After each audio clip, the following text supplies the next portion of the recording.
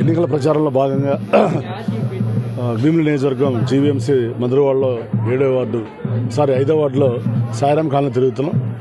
మరి ఎక్కడికి వెళ్ళినా ప్రజలు అఖండ స్వాగతం, అపూర్వ ఆదరణ చూపిస్తున్నారు. తప్పనిసరిగా జగన్మోహన్ రెడ్డి గారు మళ్ళీ ముఖ్యమంత్రి చేసుకోవాలని వారు చాలా స్థిరమైన అభిప్రాయంతో ఉన్నారు.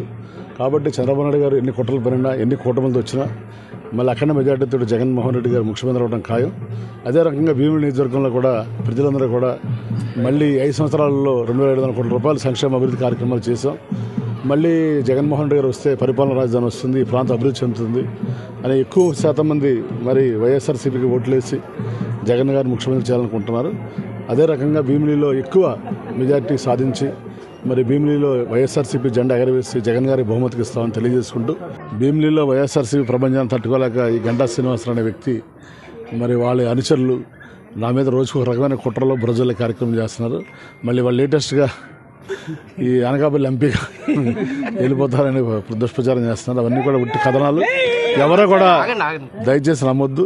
నేను భీమిలి ఎమ్మెల్యేగానే పోటీ చేస్తాను జగన్మోహన్ రెడ్డి ఆదేశాల ప్రకారం తెలియజేసుకుంటూ, మళ్ళీ అత్యధిక మెజార్టీతో గెలిచి జగన్ గారికి బహుమతికి ఇస్తామని తెలియజేసుకుంటూ సెలవు తీసుకుంటాను. నమ్మొద్దు, నేను మళ్ళీ భీమిలిలోనే పోటీ చేస్తాను. 24వ తారీఖు నామినేషన్ వేస్తున్నాం, 24వ తారీఖు మధ్యాహ్నం. కాబట్టి ఇక్కడి నుంచే మళ్ళీ పోటీ చేయడం, ఇక్కడే మళ్ళీ ఎమ్మెల్యే కావడం తథ్యం తెలియజేసుకుంటూ సెలవు తీసుకుంటాం.